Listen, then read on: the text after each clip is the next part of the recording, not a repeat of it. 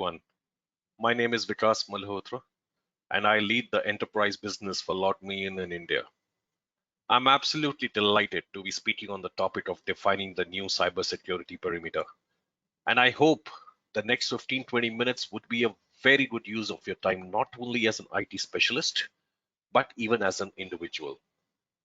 Since the time the pandemic has set in, organizations across the globe have really struggled to find the best mix to enable remote working across people, technologies, processes, cultures. Current state, most of the organizations have settled in. But one of the top concern for every IT leader is data security. Let's look at what has changed and let's look at how data continues to be at risk.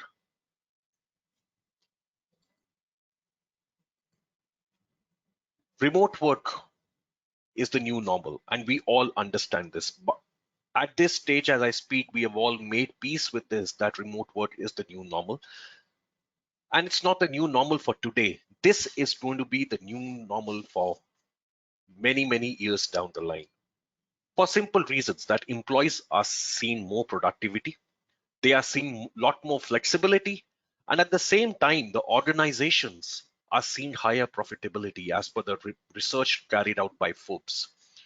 We at LogMeIn moved from 25 physical offices across the world to 4,000 virtual offices, with each and every individual having set up his or her office in whatever best way they could. With this comes in the risk of data security. And this is something that's concerning everybody. There is no longer a defined perimeter to operate. And IT teams today are really coping with multiple devices, networks, and ways to enable employees to access the work-related applications. And at the same time, at the macro level, the cyber criminals have seen this as the perfect opportunity to hack into systems and started capitalizing on this. With this, let's move forward and see where the organization today stands. Certainly, the organization is at crossroads.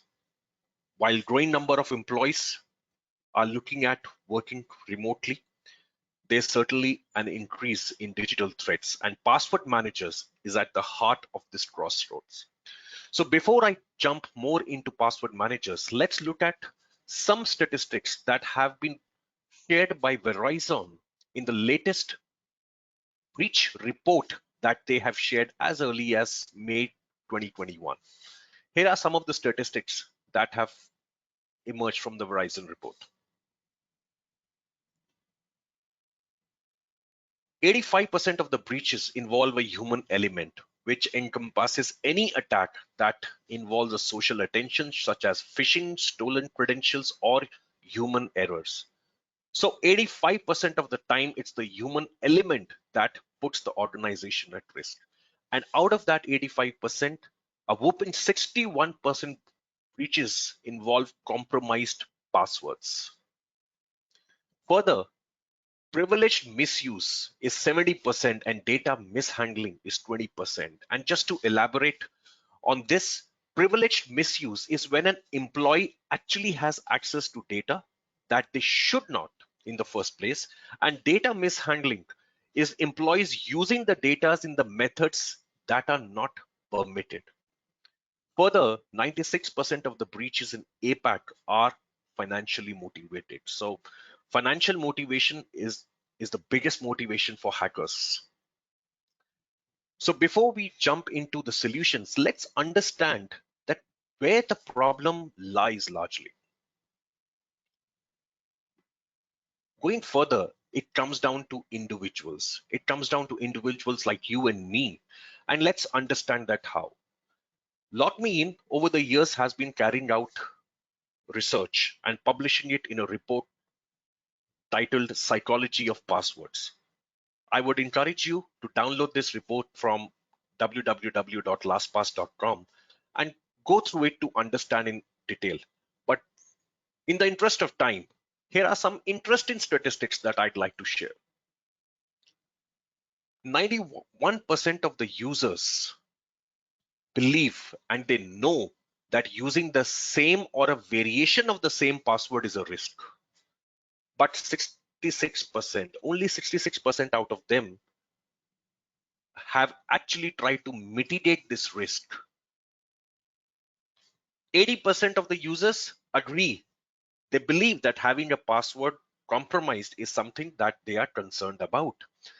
But still, 48% of them said that if it's not required by the application or by their organization, they wouldn't change it. And this number has actually increased by 40% from 2018, because given in today's world, more and more applications are coming in, right?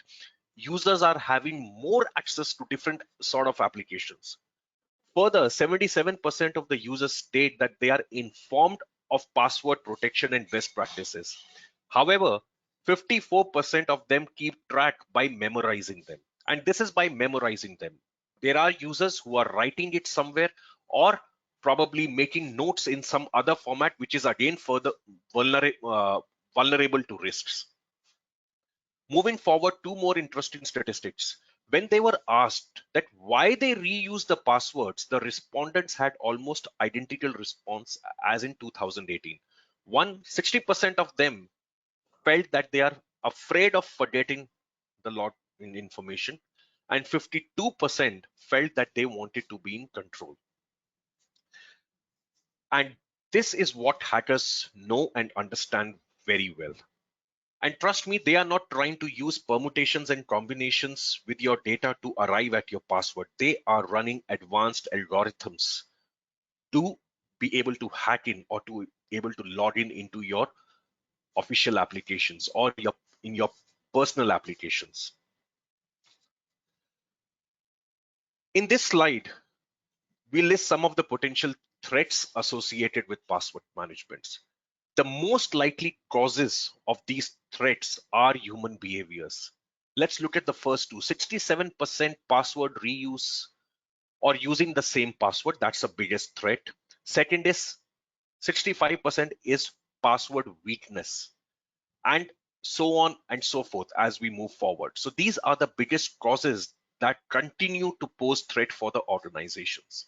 So it all comes down to individuals. To sum this up, here's a simple pictorial representation of what I've been trying to say.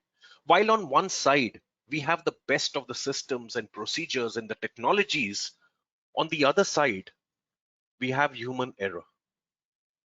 And the human error has won when it came to data breaches. The hacker has used that vulnerability and hacked in into the system. And the Dave on the other corner, it could be you, it could be me, it could be any one of us. So let's look at what's happening at the global level. Around the world, and I'll keep these statistics at within Asia Pacific largely. The red bar indicates the external threats from hackers. And these hackers, they don't hack in. They have actually logged in into your systems. And the number of days against each of these bars show the average number of days. That number indicates the average number of days that they incubate or they are resting or monitoring your systems as to understand what is the right way to hack. What is it that they should be doing next?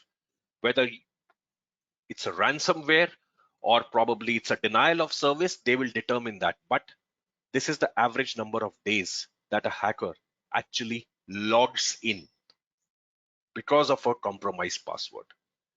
And trust me, the organizations that we are seeing, there's been a data breach has been rampant across the globe. We are seeing news almost every month in India as well. And these are matured organizations, trust me, and they felt that they had the best of the systems in place, whether it was SSO or MFA. But the hackers have actually logged in. So while this number has reduced over the years from 1088 to in 2017, it has come down to 131 days in 2019, but that is still a significant number of days for a hacker to be residing in your system and monitoring the best possible outcome of the hack. Moving further, let's look at password challenges, both from employees as well as from IT department. So I'll not be reading through all of these, but employees feel that changing password, 56% of the employees finding changing the password itself as a challenge. And IT departments on the other side, 54% of the time they say that the users using the same passwords across the application. So we have a password, we will use it across multiple applications. So this slide basically illustrates the challenges that employees find with passwords, and at the same time the challenges from IT department perspective. So it's extremely important to understand that it's a frustration not only for the employee but even for the IT department.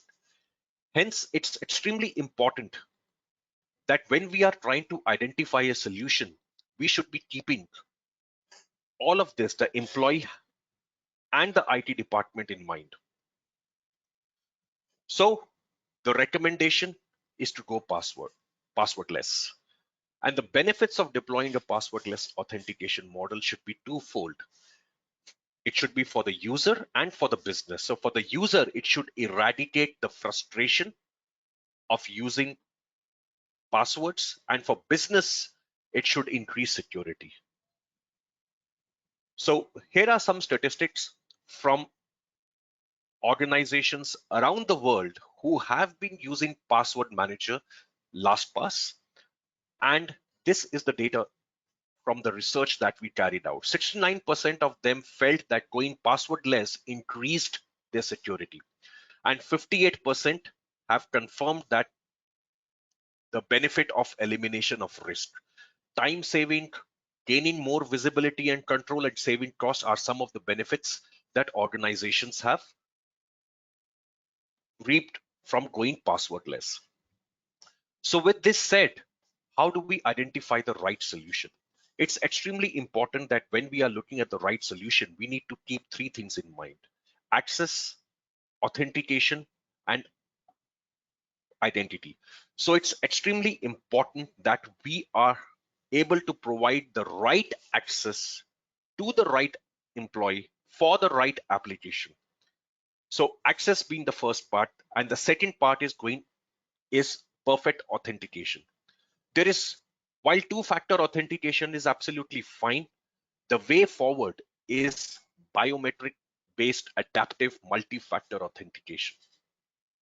And then to tie it all, the identity is from an identity perspective, we look at a complete solution all bundled into one that provides a complete security. So from password management to SSO to MFA, across the board, securing access, authentication, and providing identity.